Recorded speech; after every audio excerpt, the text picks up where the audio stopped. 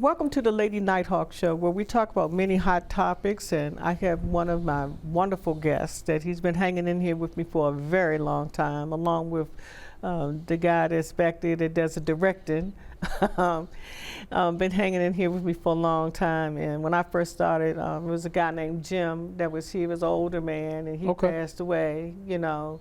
And then we had a producer that was here when I came, well known in PG County, Ed Brown. He passed away. So, you know, I've been around to see. Is this recently or? No, it's been a minute. But that's how long I've been around. Oh wow! You know that when these people passed away, and you know, I'm just glad that that the people that they have hung in there, like Tom and Mark. You know, they hung in there, so that we could continue to produce. You know, and Tom produces most of my shows. So, you know, Mark he does daytime. Okay. But if Tom's out of town, then Mark, you've seen Mark. You know Mark. We did the show with Mark with the bunnies. Yes. Yeah, with the bunnies, with the animals. Yes. Yeah.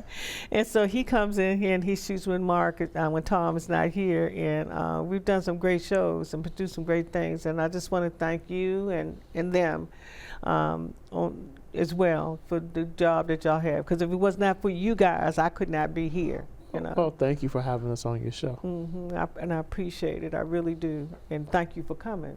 Okay. So I did want to say that out there because Tom and another producer helped me actually get this the backdrop that you see for the Lady NightHawk show. It was actually another producer that made the Lady NightHawk insignia.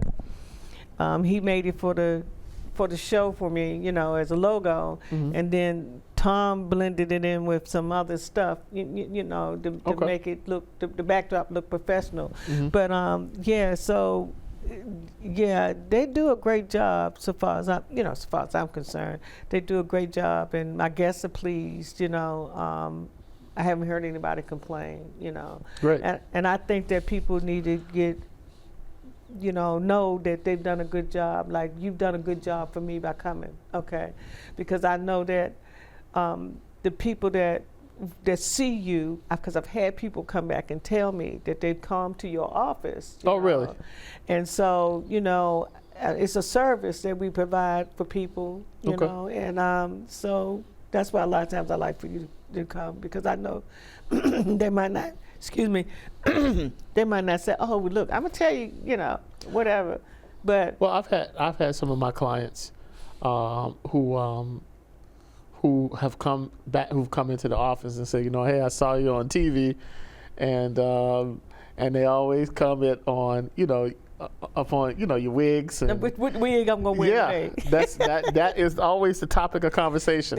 That takes up about 3 to 5 minutes of conversation right there. Talk about the wigs and yes, what I got on. Yes, so I think you're very popular here in Bowie. Well, thank you. With PG County. Yes. Yeah, I'm gonna say that, because when we first started, we all wore suits and dresses and everything. Okay. You know? And then I'm looking at Nightcast just to see what the night show people are doing at nighttime. You know? And the proper apparel that you should wear, the proper things that you should do, you know, whatever. And so, you know, when I saw that, you know, you got a couple of them that wear casual, you know, because everybody's not coming from work, or, you know, and they don't want to go home and get a suit and tie on, you know, and you and I could be laid back, and, you know, 'cause you came from someplace else, but I know when you got business, because you come in here with a suit on, okay? But we used to dress up every time we came in here, but, you know, I'd rather for people to be comfortable, to be relaxed, you know, because then I always try to make this like a home environment. Like we were sitting in the living room just having a conversation, you know, about world topics and things, you know. And I think that's why people just tell me that, you know, after they leave, they said, you know what, it was so easy. Yeah, because it is. It's supposed to be easy. It was I went to a conference that they had for DCTV. They had all of us to go to, and one of the ladies that was there that gave the seminar was telling us that, first things, and sometimes I forget, the first thing you have to do is introduce your guest in the first 5 minutes. Sometimes I get carried away, right? But she said, that's a foobar when you don't do that. Introduce your guest in the first 5 minutes. And then, it's like that you need to make people comfortable. And it was a good seminar that they had at DCTV, had us go to years ago. So sometimes you see us, we dress casual, and sometimes we might be suited down, but it just depends. And I do want, if you want to be one of my guests, I'm just letting you know you can come and be comfortable, okay? Because I have gotten people from watching the show that have seen me and say, oh, can I come on your show, through the years, I'll tell you, one of my favorite guests was when we had the councilwoman from here Wanda. in Bowie. And she sang the she sang 2 songs. The song and whatnot. Yes. And it was sort of you put her on the spot and she just came right through. I was so impressed. Yeah. She sure did. And I did it to her again. Oh, you did? they had a chambers meeting, right? Okay. And everybody was talking, everybody that they had on the roster to speak. And I went over to her and I said, hey, look, this is Christmas time. I said, look, these people don't know you can sing. I said, would you mind, doing a Christmas song for us? She said, Paula, I don't mind, but you're going to have to ask him, not me. And so I went and asked the guy, and he said, yeah, and they were blown, because I was impressed. She has a beautiful, and she sings a cappella. I know. And she has a beautiful voice. Yeah, she has a wide range. Yes. And so she sang a Christmas song, Yeah, and she's a city councilwoman too. Yeah, she's a city councilwoman, and she's never refused me. Okay. So I told her I was going to have her back on the show. And I make sure it's a date when you're here again, and we have her back on there because, and she's good. She's a good councilwoman. Yeah. And she really looks out for the people of Bowie. I must say that as well. So we did finally get through that election, for the 2 seats. One of them was with one. I only got to vote once because I was in the district just for the executive. What was the county executive. Yeah, so I only got to vote once. So a good friend, a friend of the show. I mean, Aisha Braveboy. So I believe that was the Democratic nomination. So there's a general election that's coming in November, or was that the actual? That was actually the actual election. That was the actual election. That was the special election. Okay. That they had. Okay. And so the other person I think came out of District 5. Okay. Because the lady, I thought I was supposed to vote twice, and she said, what district do you live in? Yeah. And so she said, nah, you only vote once. Okay. Okay. I said, okay. I said, because, that's not the way they kind of explain it, to people. So I said, I wanted to make sure that I voted for 2 people. Yeah. I was prepared to vote for 2 people. She said, nah, you only get to vote for, a brave boy, and I said, okay. But it was a good showing. I went on the last day. I'm proud of you guys out here in Bowie. I mean, I'm happy that one of Prince George's County's own, won that election. I mean, she was born and raised here, and I think her whole career has been here. Politics, I think it has too. Yeah, I mean, she was a state delegate, before she was the state's attorney, and now she's going to be the county executive. Yeah. So.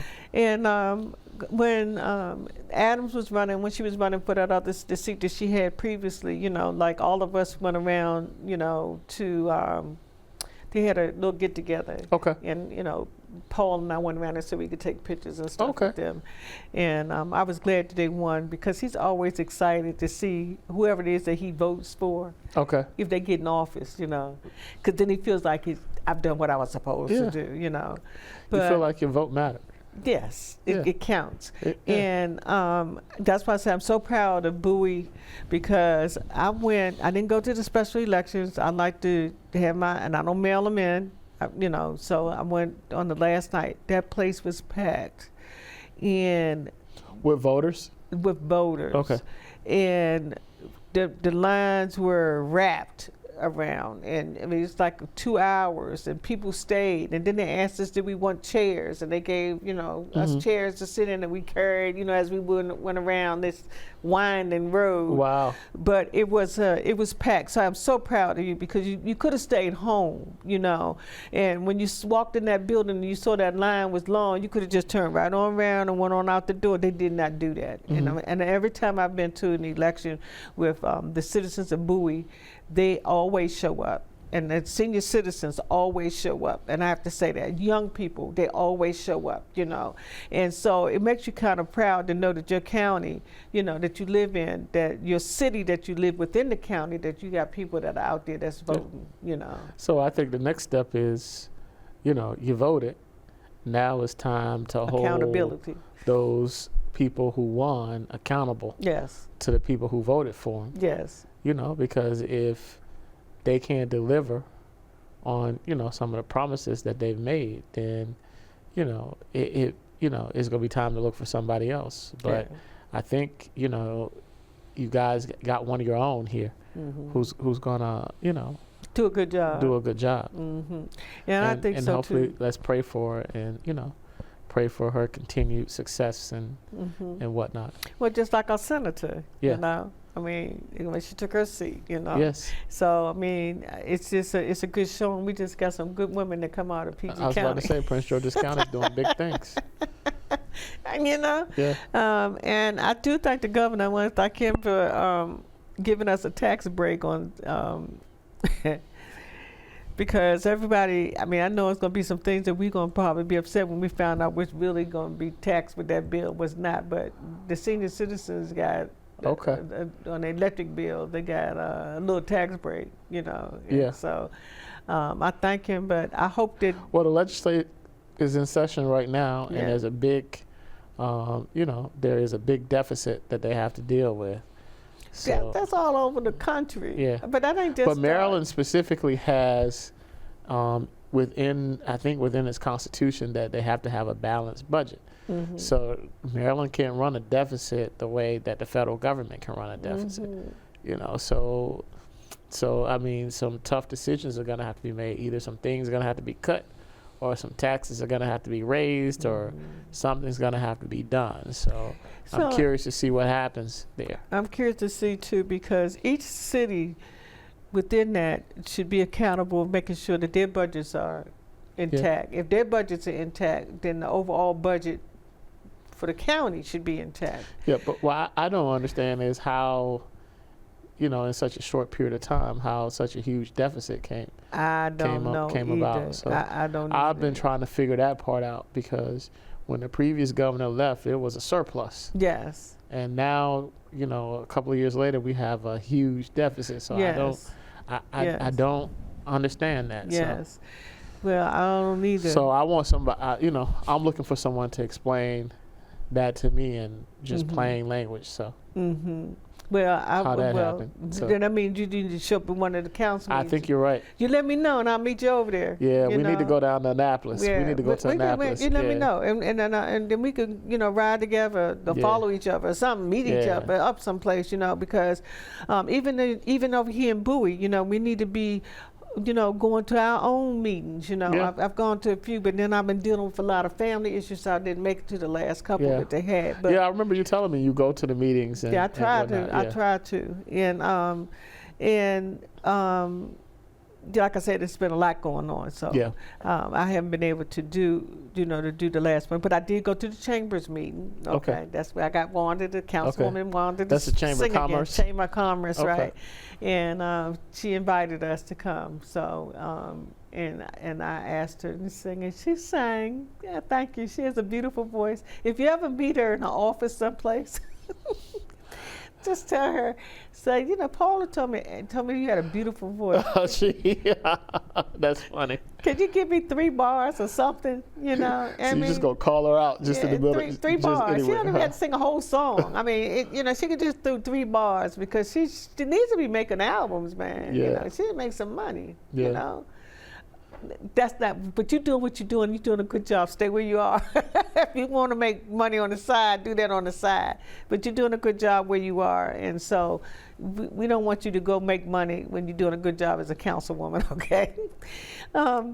So the other thing that's so important is that we talked about in the other show was about the measles and the TB and the COVID, which is important about mask. That's my thing. I have my mask. It's in my purse. Donna, did you see my mask? I saw your mask earlier. I had my mask. I had it on when I came in the building.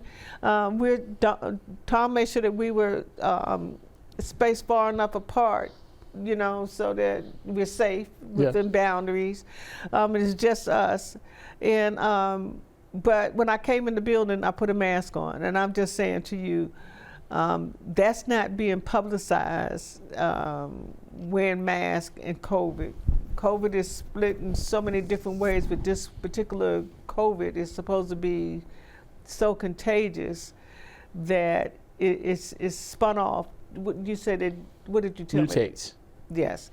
And so that's why everything's just not labeled COVID, you know, but it's from that particular virus that they have that's going, they're saying that it's deadly. And I do know one of my relatives, the daughter went to go see her mother. She'd been sick.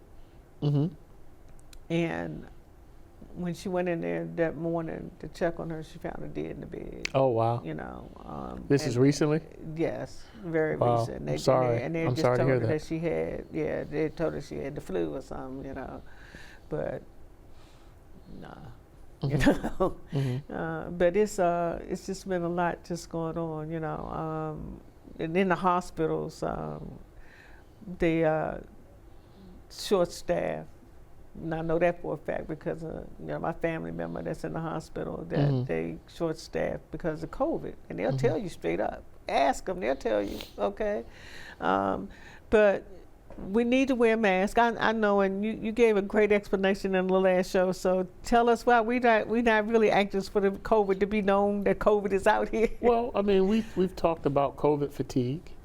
You know, people don't want to isolate, and they don't want to wear masks, and you know, they don't want to take the proper precautions so they won't catch COVID. You know, because we are you know, a society that likes to socialize, and you know, unfortunately, you know, that's where, you know, diseases like COVID can spread. So I think you just have to be vigilant.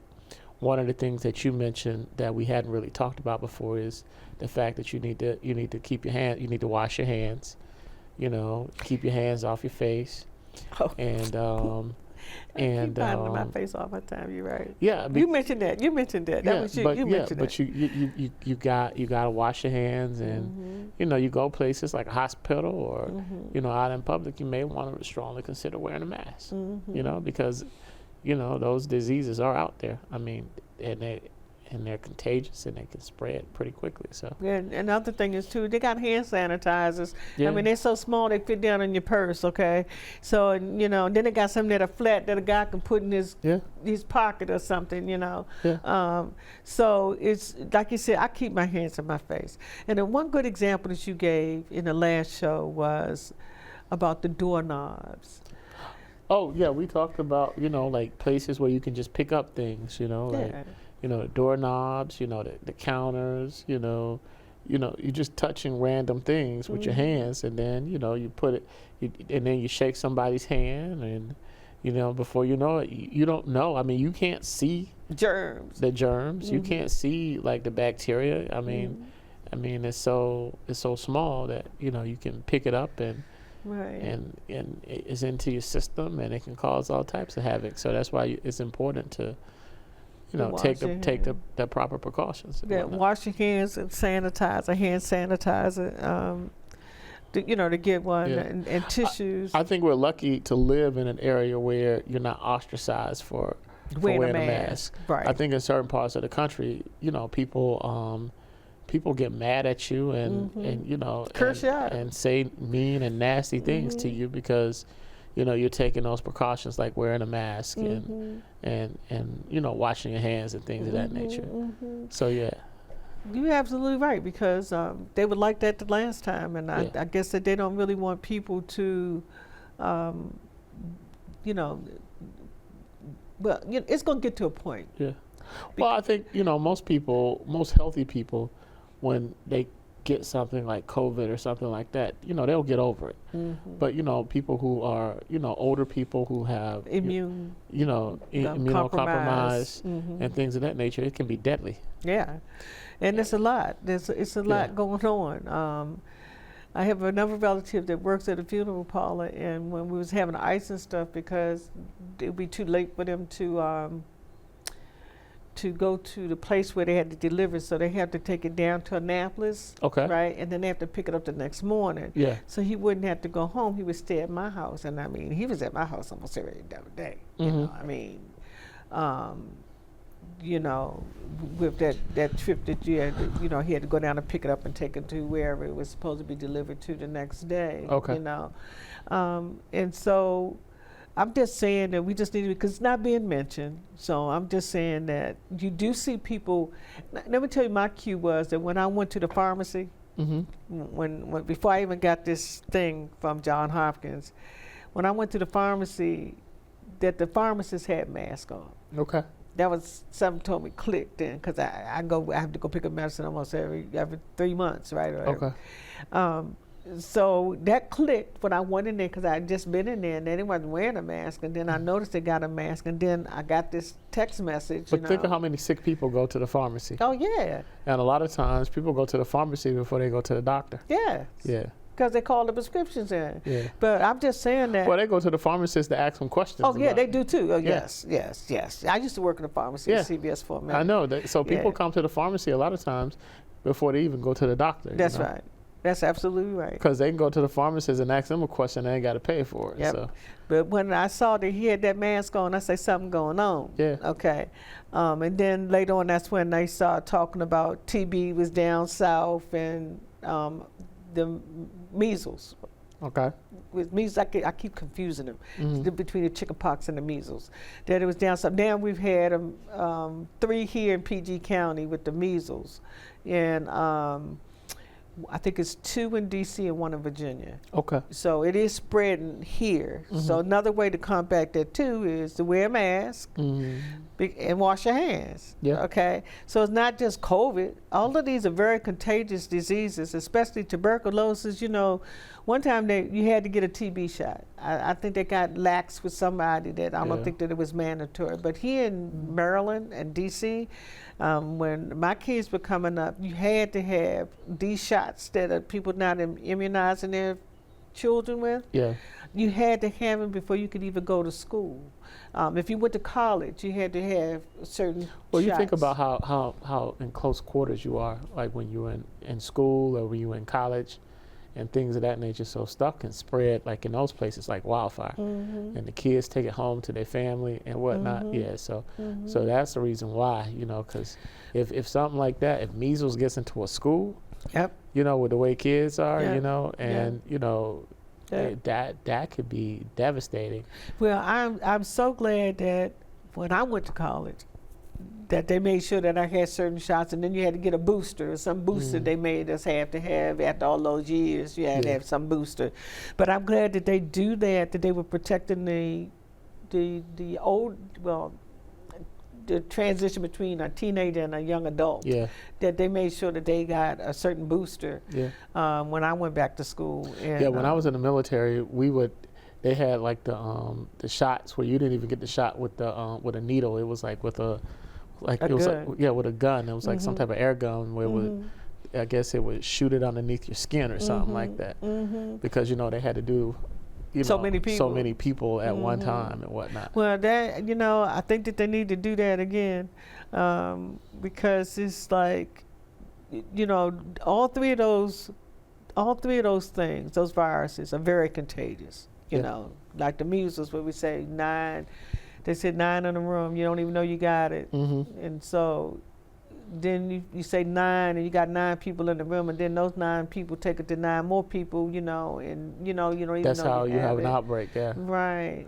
Yeah, and we'd almost eradicated you know, measles in this country, but there are just certain pockets, you know, out there where people won't get the vaccinations because they think it causes other issues and whatnot. And so that's what happens when it gets into those communities, and it spreads to people, you know, who may be allergic and who may not be able to, you know, get immunized and whatnot. And so that's how when you get a pandemic. And it's a pandemic because they keep bringing it up on the news, and they keep on asking you. And they asked this last night on the news. If you think that you have any one of those things that we just mentioned, not COVID, because they're not talking about COVID, but the measles and the TB and the chicken pox, I think they even mentioned them, that don't just show up at the emergency room or in your doctor's office. Don't just show up there, or urgent care. What they want you to do is to call first. The hospital and them are pleading with you guys to call them first, and so they can set up preparation for you and welcome you to come. You should feel special because you get a welcome committee, okay? And don't just show up at the doctor's office. Call her so she can make, or him, so they can make preparations for you to come, because this is really a contagious disease. And if you're an older person and you didn't get a shot, or depending on where you live, right?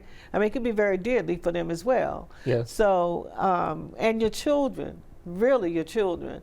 Let me tell you what I saw on the news the other night, and I said, see, everybody keeps talking about on the news about this cough. Well, the cough is part of the COVID thing. It's not, one time they were saying that the whooping cough was back out. You know, you hadn't heard about whooping cough in years. Okay. Do you remember whooping cough? That's that one that you used to have real raspy, real bad, right? That was out moving around for a minute, right? Okay.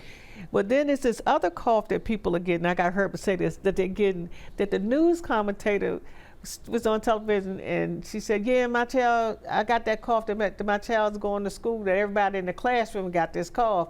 And did she stand up there and did a cough and didn't put her hand up to her face? I mean, she in the studio with other people, right? And she coughed twice, and she didn't put her hand up to her face. I almost fell out. I said, well, you telling us about it, you just gave it to everybody sitting in there with you, you know what I mean?